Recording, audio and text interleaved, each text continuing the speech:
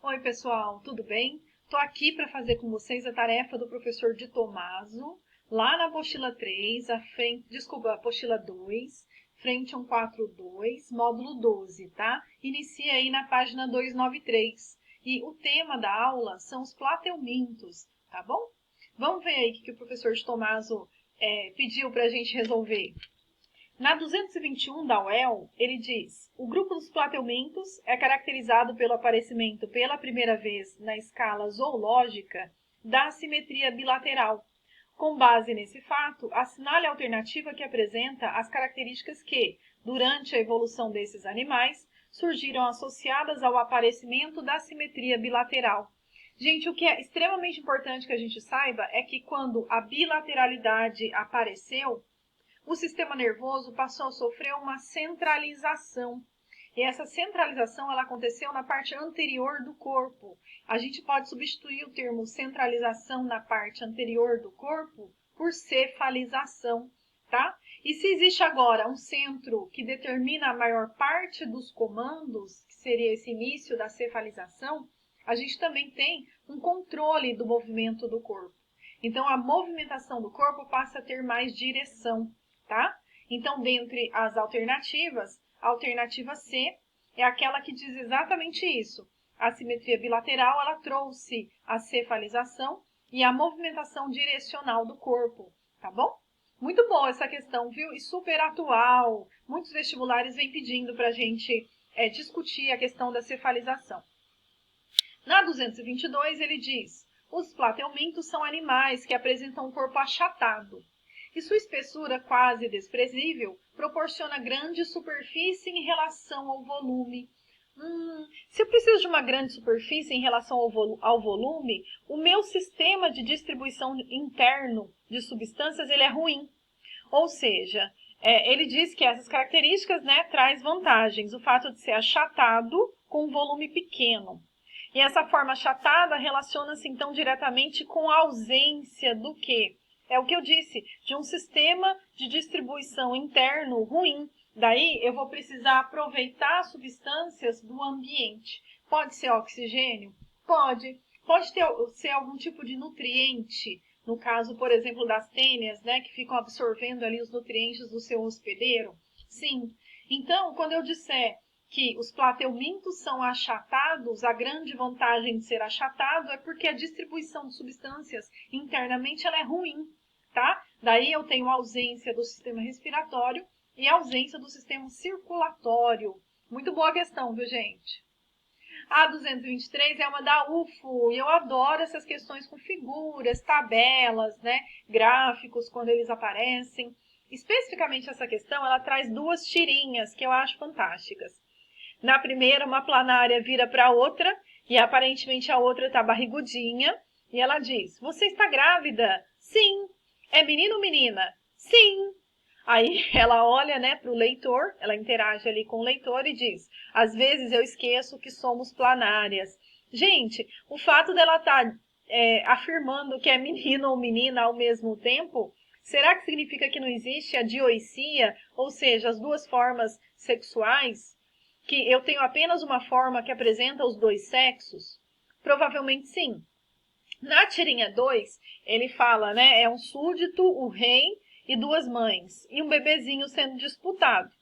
Então, o súdito diz: majestade, essas assexuadas disputam a posse do menino, do mesmo bebê, desculpa. Corte o bebê ao meio e dê um pedaço para cada uma. E, contrariando a história que a gente conhece, as duas gritam: yupi!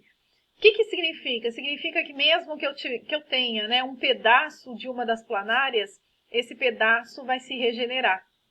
Então, na primeira situação, eu vejo hermafroditismo.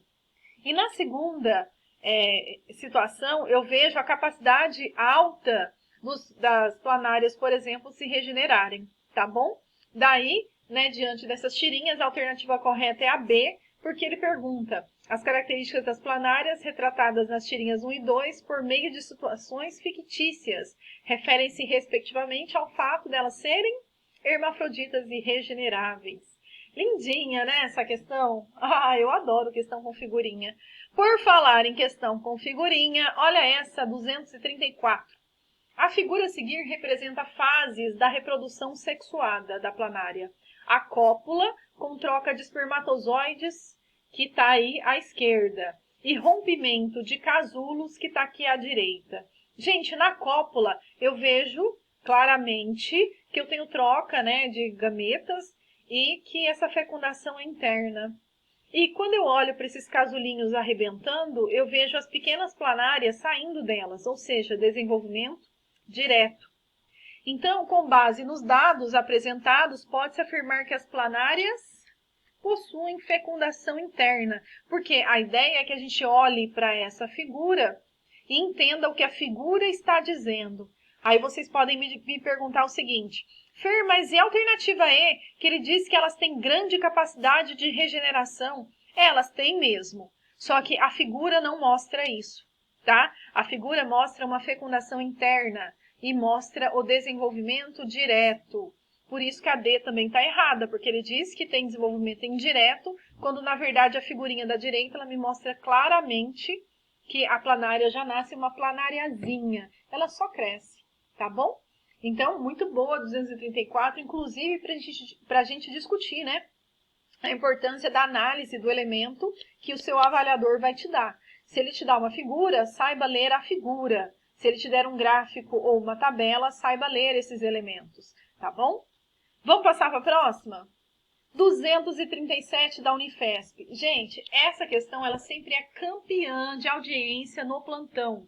Campeã. Sempre que eu vejo essa questão, os meninos argumentam, e eu preciso que vocês analisem comigo esse cladograma e que a gente discuta as informações que vocês já tenham, tá? Então, a Unifesp traz o seguinte no enunciado. O diagrama representa a sequência de surgimento ao longo do tempo de características em alguns grupos animais.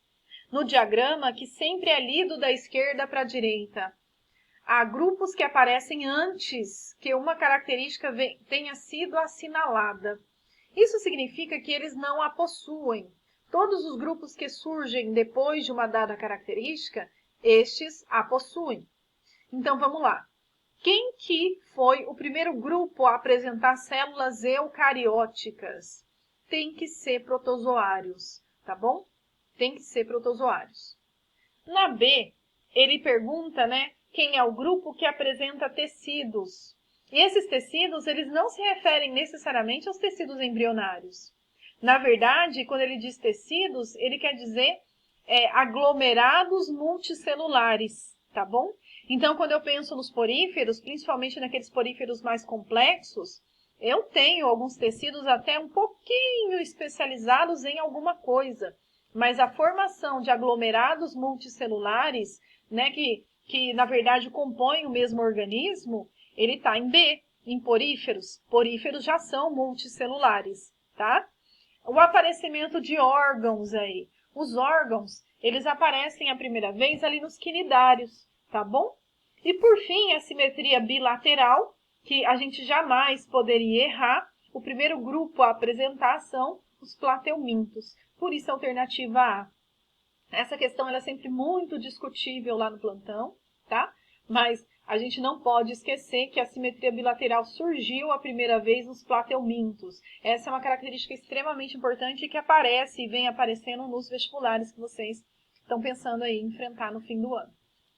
Outra com figurinha, mas agora ela é aberta, hein? Ele diz, bom, ele apresenta uma planária em 1, apresenta um xistossoma em 2 e apresenta uma tênia em 3. A que classe de plateumintos pertencem os organismos 1, 2 e 3? Daí eu redigi uma respostazinha resumida, aberta, para facilitar, né, o nosso estudo. 1, gente, a planária, pertence sempre à classe Turbellaria, tá? 2, que é o esquistossoma ou xistossoma, né, como vocês preferirem, pertencem à classe Trematoda. E a tênia pertence à classe Cestoda, tá? E não tem jeito, é decorebazinho mesmo, mas se caiu na UENG, pode ser que caia em outras faculdades, em outros vestibulares. A letra B. Em qual dos organismos observa-se dimorfismo sexual?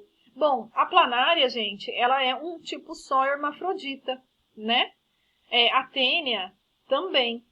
Mas, quando eu olho para o trematoda, para o xistossoma, eu vejo claramente a fêmea e eu vejo o macho, tá? E aí ele fala, como que acontece esse dimorfismo? Ah, gente, me perdão, aqui eu digitei esquistossoma errado. Mas a ideia é que o macho é sempre menor que a fêmea em comprimento. E o macho tem um canal ginecóforo cheio de gametas. E a fêmea entra nesse canal e ela se suja com esses gametas do macho, tá bom?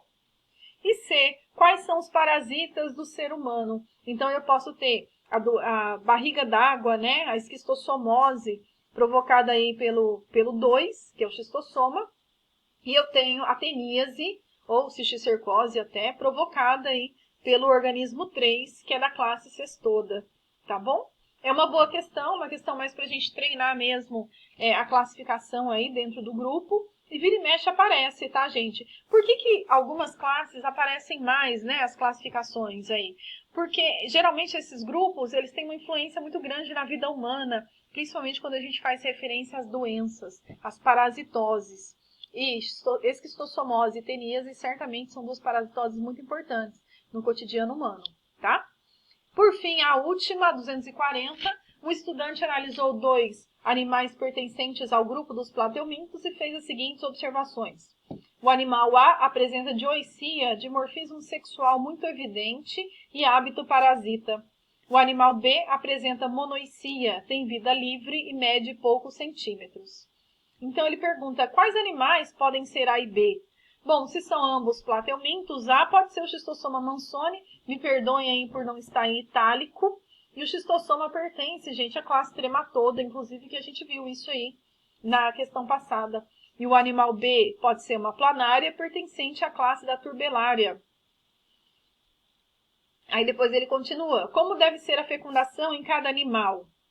Ambos, né, tanto a planária quanto o xistossoma, têm fecundação interna e cruzada. Então, vou precisar de 2 organismos aí para trocar gametas e, consequentemente, eu tenho maior variabilidade genética nesse processo. Qual tipo de desenvolvimento dos animais? Bom, enquanto que o xistossoma mansoni tem desenvolvimento indireto, tem estágio larval, né? Eu tenho larva miracídio, depois larva cercária. A planária, que eu citei como animal B, ela tem desenvolvimento direto. Lembra? O casulinho estoura e sai a planáriazinha, que depois ela só cresce. Então, eu não tenho estágio larval. Certo, gente? Então, essa aí foi a tarefa do professor de Tomaso. Um grande beijo aí para vocês. Bom estudo, tá?